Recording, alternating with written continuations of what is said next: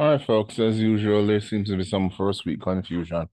Um, my timetable has class at what's it, 1 to 3, right? Because I need a gap in between the two classes to prepare for my next class, which is right after, right? For some reason you have it as 2 to 4. So my first question to you is, do you have something at 1 o'clock? No, sir. All right, so Leanne says no. I'm not hearing from anybody else.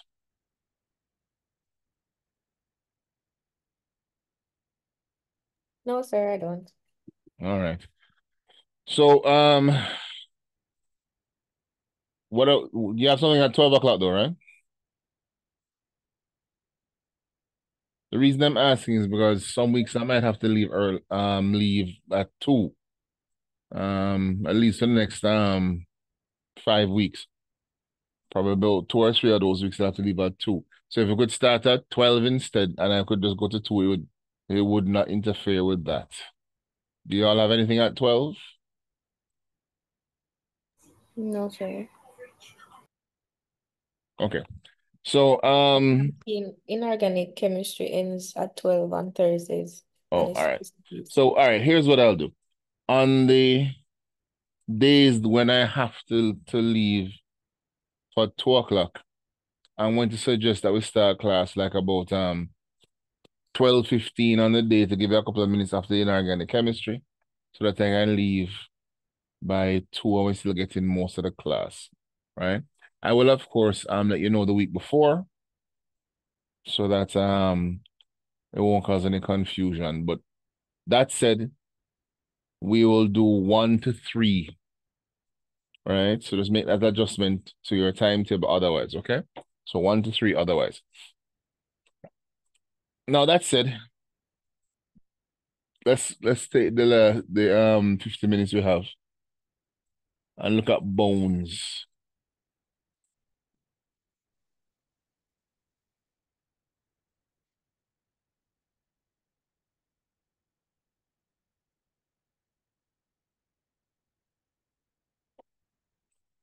Oh, let's see, where were we? We did classification, I think. Or at least we're starting, right? I think we're about here. The gross anatomy of bones, I think. Generally speaking, your bones have two major components to them, right? Or another way of putting it is your bones are mainly of two anatomical types. One of them is compact bone, which no surprise is going to be pretty dense and pretty strong. It's designed to resist compression. And the other form is going to be spongy bone. Now, obviously, if it is spongy, it cannot be very compact, right? So you cannot be very, very dense. It is, of course, spongy because of the presence of air spaces within the bone. Now, the air spaces are there to house bone marrow, right? And by now, I'm sure everybody knows that bone marrow comes from your bones, right? Well, it's to be found in the bones. And the bone marrow, red bone marrow in particular, is very important in the production of blood cells, okay? So when we say that blood is produced by the bones, we're talking about the red bone marrow in the spongy bone, okay? That's the norm. Now, that said, I'm going to look now at the structure of a long bone. The reason I'm looking at the long bone is because the long bone contains the two major types of bones I just mentioned to you, okay? Now, first of all, just to remind everybody about what characterizes a long bone. A long bone is significantly longer than it is wide. Simple as that, right? Whereas another similar type of bone, which is the short bone, is just slightly longer than it is wide. So it shouldn't be possible for you to all mix those two up too easily, right? Now, please make sure for me that you can label this diagram, okay? The diagram shows you the major sections of a long bone. It also tells you the type of bone that makes up the different sections, okay? So for example, you'll notice your long bone has three major sections. What we have here is an epiphysis and a diaphysis. One of them is proximal and the other is distal. Now, assuming you remember anything from the last A&P we did, you should know that proximal refers to a part of well, basically closer to the root of the body, right? So the root of the body, of course, is where your limb attaches to the body. So the proximal epiphysis of a long bone is going to be the part closer to the root of the body, right? So pelvis, shoulder, that's the kind of thing we're talking about, right? Whereas the distal epiphysis, no surprise, is going to be the opposite. It's going to be the part that is further away from the root of the body. In between your epiphyses, you have what is called the diaphysis. And the diaphysis is basically the shaft of the bone, right? So remember now, long bone, three major parts. You have the proximal epiphysis, which is closer to the body. You have the distal epiphysis, which is further away from the body. And you have the diaphysis, which of course is the shaft of your bone, okay? So those are our major parts. Now, with that said, what are the different components made out of, all right? Now, if you notice from the diagram, and I'm sure everybody noticed, you'll see that the diaphysis, well, let's start with epiphysis. You'll notice that the epiphysis of the bone here looks very, very spongy, right? You can clearly see the holes in it. At least I hope it's clear. So this, of course, tells us, at least I hope it tells us, that the spongy bone is what is the major component of your epiphysis, right? Both proximal and distal. Then now, the diaphysis, on the other hand, when you look at that bone, you'll hopefully note that it looks very dense. You don't see a lot of pores in it or anything like that, which strongly suggests, at least it does to me, that this here now is going to be compact bone, okay? When you look now at the structure of the spongy bone,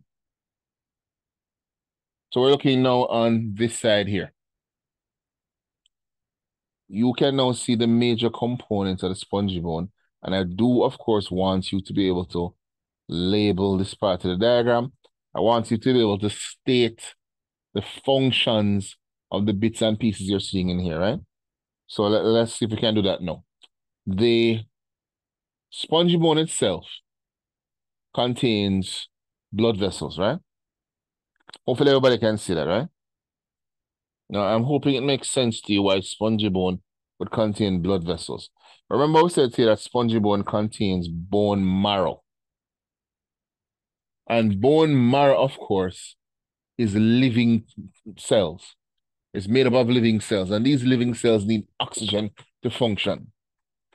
So no surprise, you're going to get the oxygen from the blood. Therefore, spongy bone must be highly vascular. Remember, vascular is referring to your blood vessels, right? So the more vascular structure is, the more blood vessels flow to that structure. So we can see here, and we can see here, I should say, that our long bone, the epiphysis of the long bone is highly vascular because it is made of spongy bone. Spongy bone is always highly vascular.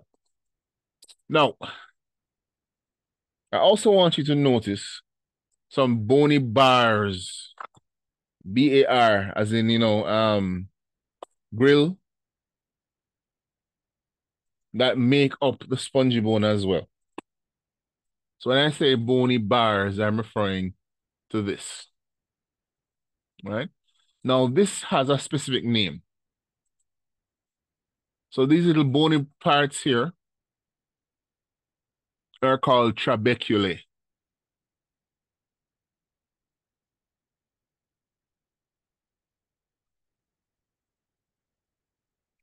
Trabeculae, okay? And you need the trabeculae because it makes up the walls of the spaces in the spongy bone. So that of course, is a space and another space, etc. But you can't have spaces if you don't have walls, right? So the walls or the bony bars within the spongy bone are called trabeculae. And of course, you can see here our blood vessels actually wind their way through the spaces formed by the trabeculae. This allows them, of course, to supply oxygen and all the other good stuff to the bone marrow within the spongy bone, right? Now, you'll also see on the surface of the epiphysis, you have a layer of articular cartilage. Remember, hopefully, that the articular cartilage is what helps to form a part of the cartilage that helps to form the joints, right? So the idea here is that this layer of articular cartilage on the epiphysis will be stuck into a joint. Let's say this bone is the humerus. It looks like a humerus. So if that bone is the humerus, that goes into the shoulder, right? And then now the bones that make up the shoulder form a cup. And that cup in itself is also lined with the articular cartilage. So when this bone end here, this proximal epiphysis, fits into the cup at the joint, you have cartilage rubbing on cartilage at that joint. And remember why that's important. That reduces friction. That reduces the impact of moving up and down. That reduces abrasion, all of these things, right? So it allows for smooth functioning of the joint. So the articular cartilage, remember, hyaline cartilage is what it's made out of, found on the surface of the proximal epiphysis. All right. Then now, when we go down from the epiphysis, remember now we're moving into the diaphysis. What I want you to notice about the diaphysis is that you have very dense bone. You can see it here and here. That seems to form a cylinder. So remember, this is a section to the cylinder here. You can more clearly say it really is a cylinder right here, so right? So you have a cylinder made of dense bone, compact bone. And within that cylinder now, you have a cavity, right? It's a big old space. We call that cavity the medullary cavity, right? Now, when we take a bit of this over here and magnify it, hopefully you can see a couple of things. One, you will see that the cavity is not empty. You have something in here called yellow bone marrow, right? Now, yellow bone marrow is actually mostly made up of fat, okay? So it's mainly fat. This is one of the reasons, for example, a lot of people, when you cook your chicken or your other animal, you have a lot of people who like to try and crack the bones open and suck them out. So what are they sucking out? It's pretty much all fat, right? So when you crack open a chicken bone and you suck on the chicken bone, you're getting fat. Now here's the thing. The younger an animal is, the less likely there is to be fat in the medullary cavity. Very, very young animals, newborns, for example, even us, will have red marrow in our medullary cavities. Why do we have red marrow? When you're first born, you have a lot of blood cells that contain fetal hemoglobin. Fetal hemoglobin is not great if you're breathing oxygen directly. So you have to quickly get rid of these cells with fetal hemoglobin and replace them with blood cells with normal hemoglobin in it. So you need a very, very high production of blood cells initially. So you have red marrow in the spongy bone, you have red marrow in your diaphysis to crank out as much red blood cells with the proper hemoglobin as possible. Now, once you've done that, you've exchanged out your red blood cells to the ones you need now, you don't need as much red bone marrow anymore. You'd end up overproducing red blood cells, dumping them into your blood, and giving yourself polycythemia. All right? So what do?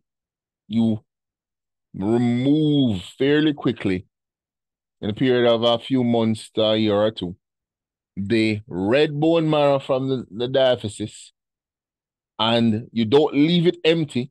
Instead, you fill it with fat because the fat tissue is pretty stable. Okay? All right. So remember now, the diaphysis, which is a bone shaft made up of a cylinder of compact bone with a space in the middle called the medullary cavity. And that space is usually filled with yellow bone marrow, which is, of course, mostly fat. Okay?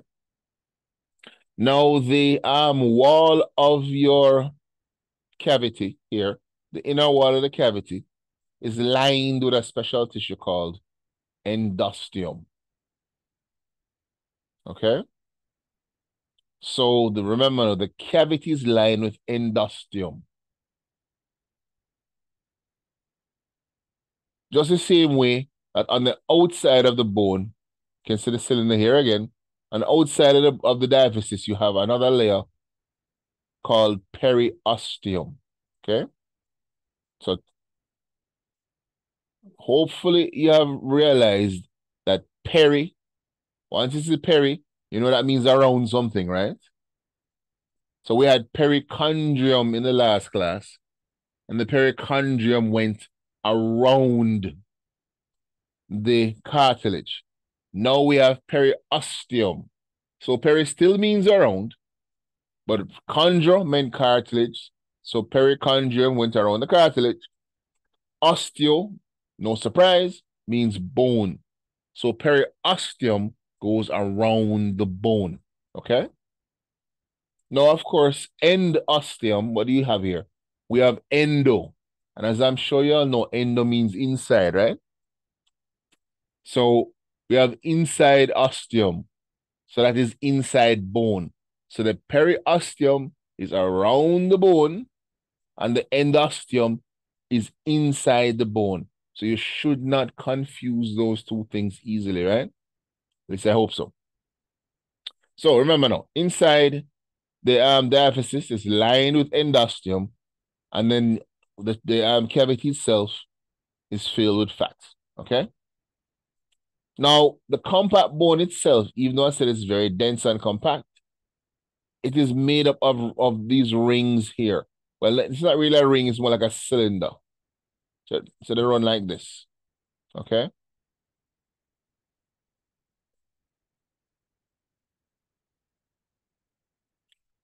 Now the thing is,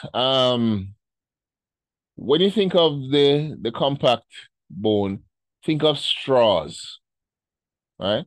Think of us like thousands of straws that are stood up and arranged in a ring.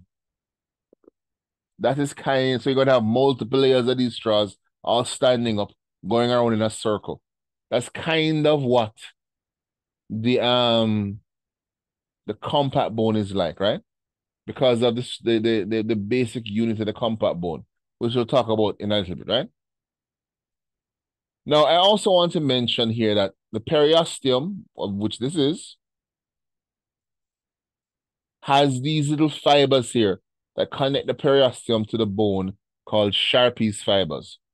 So remember, periosteum, layer outside the bone, wrapped around the bone, is held onto the bone now by Sharpey's fibers. These guys stick it to the bone now, right?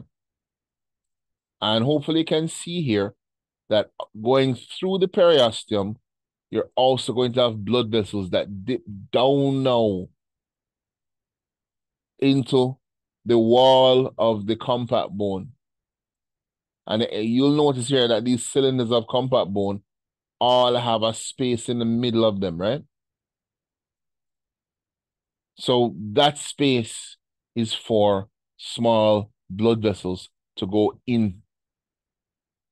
Now, obviously, anytime you have blood vessels going to a place, it must mean that there's something living in that place that needs nutrients, right? Which we'll talk about in a second, right? All right. So remember now, epiphysis, expanded end of the long bones, diaphysis, shaft of the bone, right? Epiphysis, made of spongy bone, diaphysis, made of compact bone, right? The epiphyses covered in hyaline cartilage at their ends or articular cartilage, the same thing, so that they can fit into a joint, right? Now, this I didn't mention before. So there's an epiphyseal line or plate, and I'll explain why all the differences later, between the diaphysis and the epiphysis. So when you look at the epiphysis up here and the diaphysis here, hopefully you'll notice that there's a space right here, so that looks like that between them, right? So that is the epiphyseal line. So there's a clear, distinct separation between the epiphysis and the diaphysis because of this line, right? All right. Now, we already mentioned the yellow marrow and the medullary cavity.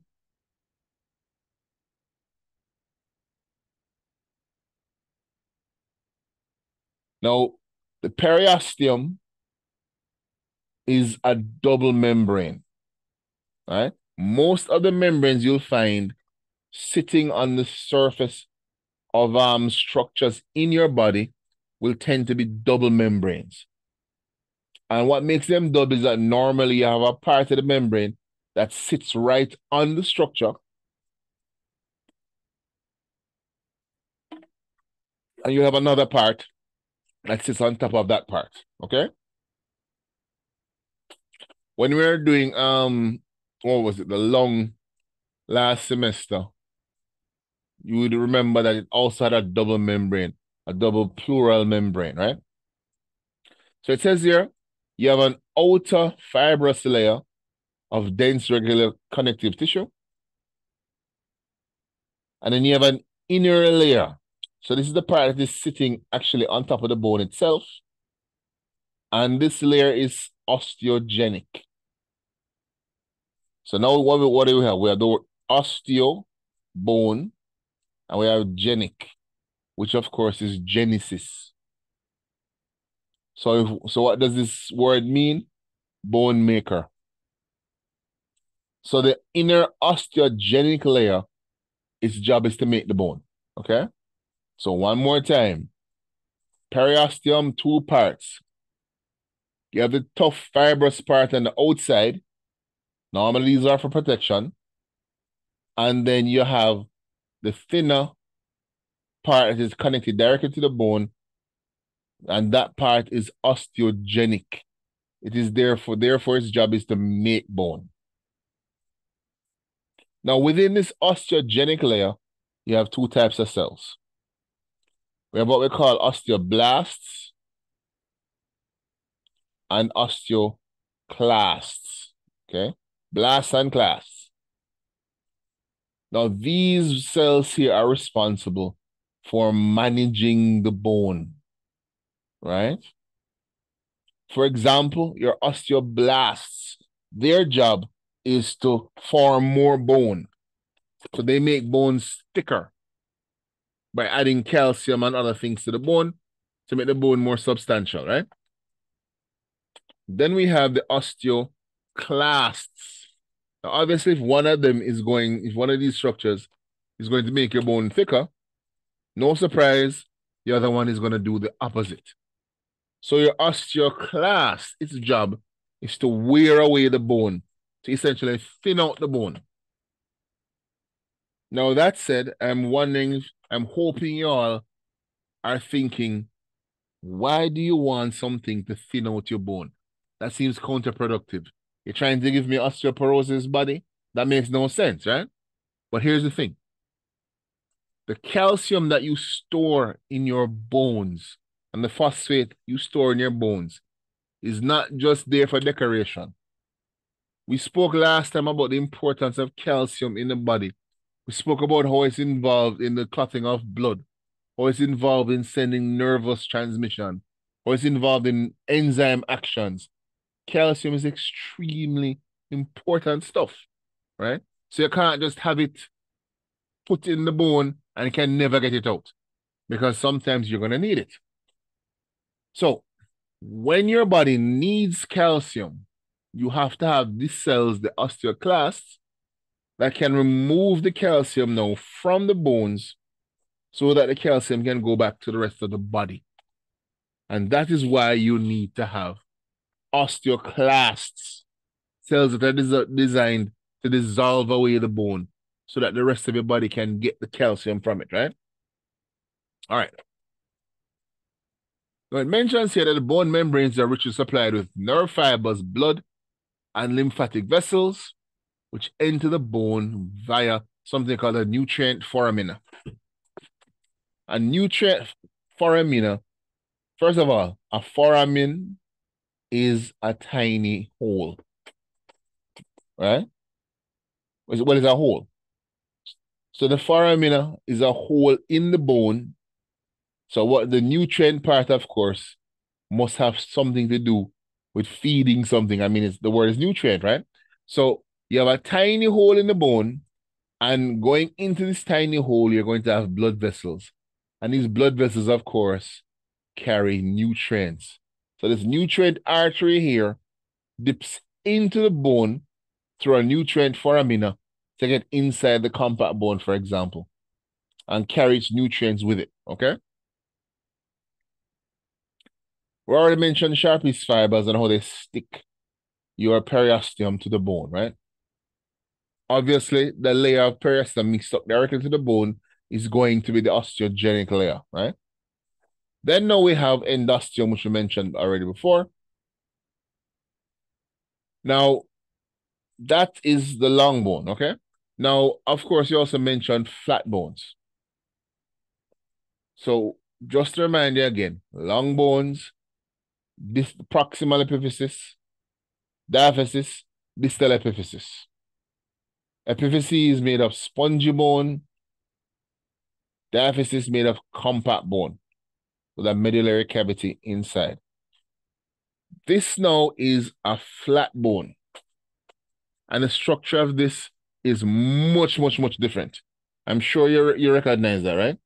It looks very, very different from that of a long bone. First of all, it's not long, right? It is pretty wide and relatively flat. Hence, it's called a flat bone. Now, the flat bone itself is arranged like a sandwich. I'm sure everybody notices that, right? So what we end up having here is we have two layers of compact bone. That's like the bread. And between them, you have now a layer of spongy bone. So two layers of compact bone with spongy bone in between as the meat of the sandwich, right? Now, remember I said to you that the purpose of your long bones well, I mean, they absorb impact when you're moving around, right? They resist impact easily. So you can walk on them, you can run on them, all is well. They're structural, they're designed for muscles to be attached to them, to pull on them at joints to cause movement. So your long bones are movement and support, right? Your flat bones, their job is totally different. So instead of movement and support, your flat bones, first of all, tend not to move very much. So clearly movement is not going to be one of their jobs. But I've been saying support multiple times, right? They do support some muscle attachment for sure, but their main job is protection, right? Their main job is to take impact, to absorb that impact, and hopefully not break in the process. So parts of the body that are particularly susceptible to damage, you will tend to have them covered now in flat bone. So flat bone is going to be used to protect vital organs. I mean, one could argue every organ is vital, but some organs are more capable of taking a hit than others, right? You have to watch out for the ones that don't take hits very well. For example, your brain is very bad at taking a hit. One could say very, very bad at taking a hit. Okay? So your skull is therefore going to be required to protect your brain from damage. Your skull is made up of multiple different bones fused together, particularly the cranium, right, which of course is where your brain is sitting, is made up of multiple different types of flat bone fused together. So how do flat bones reduce damage, right? I'm sure everybody has been hit on the head before, right? And I'm almost certain that was in play. I don't think anybody ever smacked you over the head with a baseball bat or something, right? So most of you have never really taken a very, very hard hit to the head. So the easiest way to explain this is with helmets. If you've ever put on like a motorcycle helmet, what you'll notice that the motorcycle helmet has very hard plastic on the outside. Inside the helmet itself, there's normally a soft padding of some sort. And then that is what rests on your skull, right? Which is hard. So what we're looking at for your motorcycle helmet is a hard, soft, hard. So hard outer plastic, soft sponge, hard head. Some more hard than others, right? I want you to understand that your flat bone is set up in the same way. Compact bone, remember, is very hard stuff. So you have a layer of hard compact bone on the outside of the flat bones of your cranium. In between that, now you have spongy bone. The spongy bone does not simply have space to make bone marrow cavities. It is also called spongy because it can compress. You can squeeze a sponge and it goes back to its original shape, right? So you can also compress this spongy bone and then it will expand back to its norm. So and then behind that now, the last layer is going to be another layer of compact bone here. So the idea here is that when you get hit by something, let's say, you watch movies and people hit over the head with a glass bottle. I mean, don't do that because technically speaking, your head is more likely to break open than the glass bottle is. But many a person has been in a fight and smacked somebody over the head with a bottle, think you would knock them out like it's a movie and you end up killing them. But let us say you do get hit with a bottle. When the force of the bottle hits you on the skull, it is going to compress the top layer of compact bone. All right, and which is going to absorb some of that impact and it's going to spread that impact. And it will spread that impact down and into the spongy bone. And of course, being spongy, the spongy bone is going to pretty much collapse in on itself a little bit. If you think about it, it's kind of scary, right? Collapses in on itself a little bit. But this allows it to spread now the impact more widely. And then now, the spongy bone will also not just spread the impact left to right, it will also spread the impact down towards the last layer of compact bone, which is going to be sitting pretty much very near to your brain, right? So between Well, so these structures here are going to absorb impact, spread the impact, and reduce the trauma coming through them and getting to your brain, right? That said, you don't have to break open somebody's skull to give them brain damage. So please don't go around smacking people on the head, right? Might be funny until you kill somebody. All right. So remember now, flat bones, compact bone on the outside, spongy bone on the middle, spongy bone on the other side, like a sandwich. They're designed to absorb impact and distribute the force to reduce damage to the underlying structures, right? Cranium was the example I gave.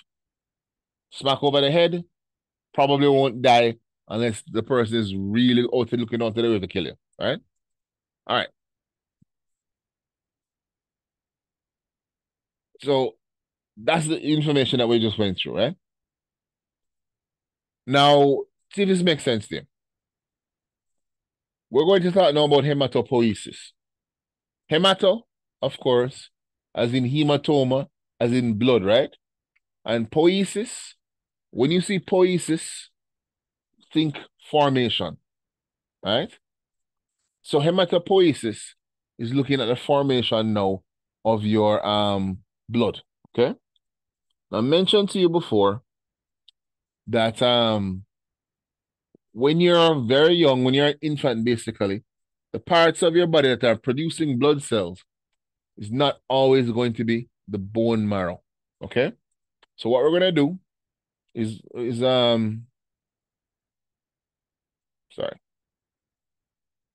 is this. As it says, in infants, you'll find red bone marrow in the medullary cavities as well as the spongy bone. I mentioned that to you earlier, right? So medullary cavities as well as the spongy bone.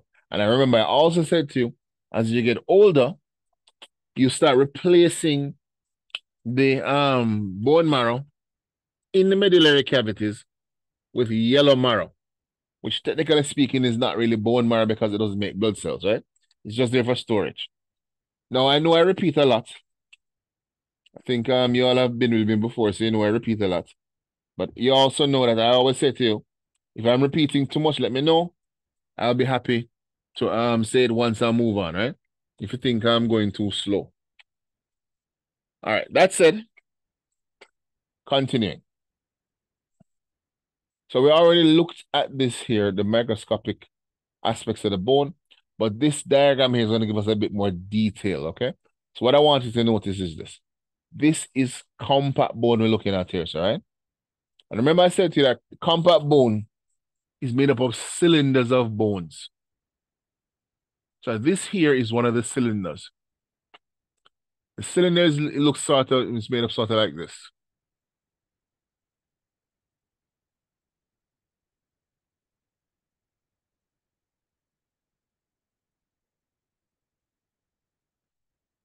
And inside it now, you're going to have what looks like rings.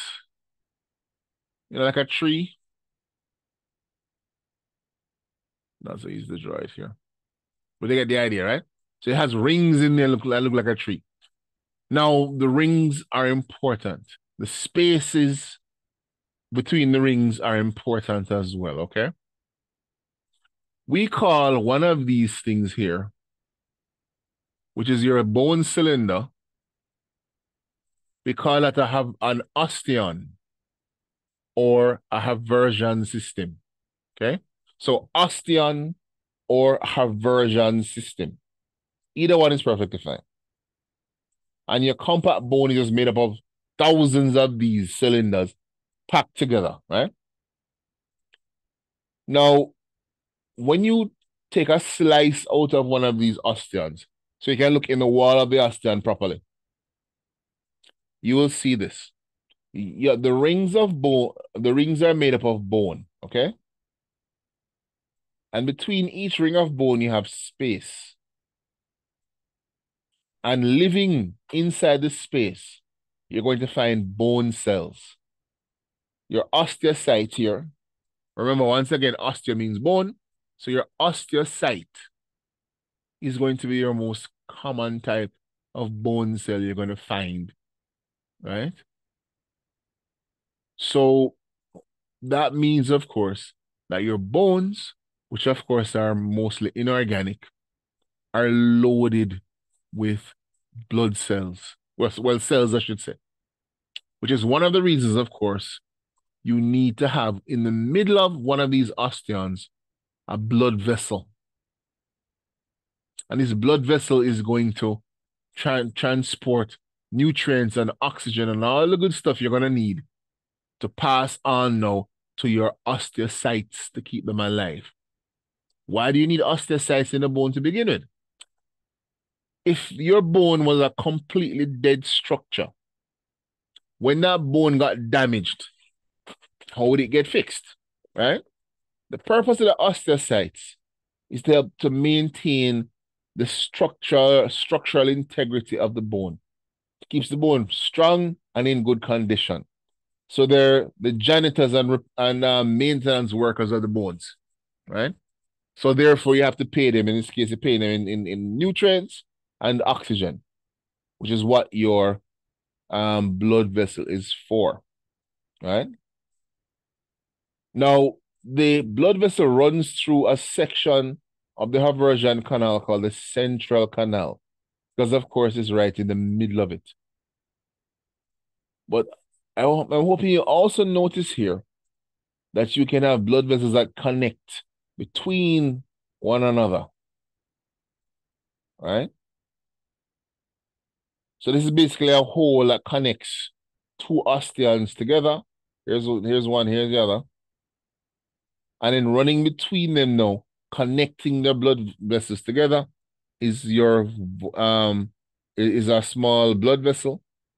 And then this area here that allows for the connection is called the Volkmann's canal. So the Haversian canal is a central canal running right up the cylinder. And of course, your blood vessel runs up it as well. When you connect two Haversian systems together, at least you're connecting their blood vessels, you have to open up a passage between them, which allows blood vessels to connect to it together. You call the passages Volkmann canals, right? Now, this here is a summary of the types of bone cells you're going to find, all right? So earlier I mentioned osteoblasts were in the membrane of the periosteum. That's the osteogenic membrane. And I said to you, their job is actually to produce more bone. They take calcium from blood and phosphorus from blood, etc., and then they integrate these into the existing bone. So osteoblasts, therefore, their job is to build the bone up. Then now you have your osteocytes, which we mentioned earlier. I remember what I said to you a little while ago. Their job is they're the janitors and the maintenance workers of the bone. They keep the bone in good condition. They keep it healthy, right? Then the osteoclasts, their job is to take that healthy bone, and when you need calcium, destroy that healthy bone to release calcium into the blood, right? So they break down the bone. Now, all right, I'll stop at 250. Your bone, and when I say bone, I mean whether it's spongy bone or compact bone, it doesn't matter, have two major components, okay? At least molecular components. We have what is called the osteoid,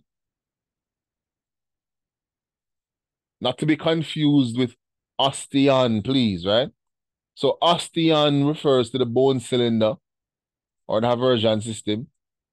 The osteoid now is talking about the unmineralized bone matrix. So when you take the bone and you break it into pieces and you examine the pieces of bone, it is osteoid.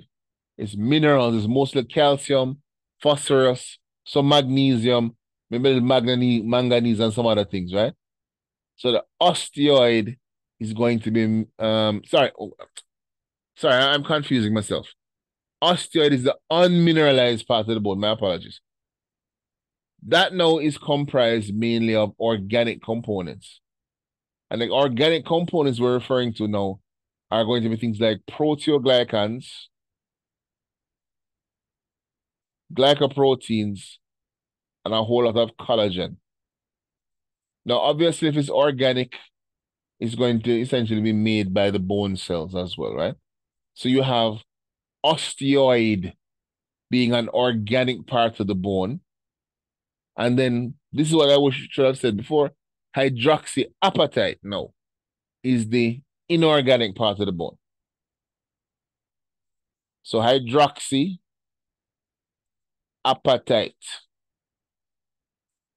This is now where the minerals come in, is what I should have said earlier. So as it says, 65% of the mass of the bone is going to be this hydroxyapatite. And as I said before, it's mostly calcium and phosphate. There's some magnesium in there as well, some manganese, but it's mostly calcium and phosphate. This is what gives bone its toughness, its ability to resist breakage, right? But what about the osteoid, the organic part of the bone? What is the organic part of the bone for? The hydroxyapatite makes the bone tough. And I'm sure everybody's like, isn't that the purpose of bone to be tough? Yes. But bone also needs a certain amount of flexibility. As the saying goes, it's better to bend instead of break, right? So the osteoid adds a little bit of flexibility to a bone. So something can impact a bone, and instead of shattering to pieces, the bone can flex a little bit. And that flexing allows the bone to maintain its integrity. So that's what the osteoid is for. It helps the bone to flex to reduce damage, right? Whereas hydroxyapatite is purely unmineralized, is very, very strong. So it directly resists damage. But remember, because it is very, very strong, but it can be very brittle as well. So a very, very hard hit that would cause a deformation of the bone, as in a bending or a twisting, will probably result in that bone breaking. If not for the osteoid allowing the bone to bend and flex a little bit instead of simply breaking. Now, the older you are, the less osteoid you have in your bones and the more hydroxyapatite you have instead. No surprise, this means that your bones, as you get older, become tougher, but more prone to breakage when they are put under stress. Okay?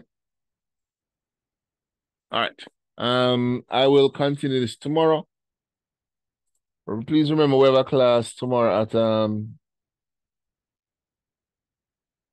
6 to 8. Okay? So we have an evening class tomorrow. All right. Yesterday we had like about 8 people. Today we have 5. I wonder what happened. Anyway, we'll find out what's going on. So I'll stop here.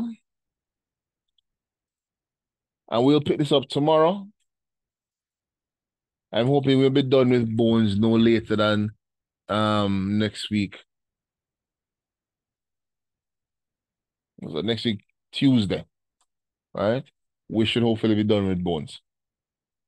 All right, folks.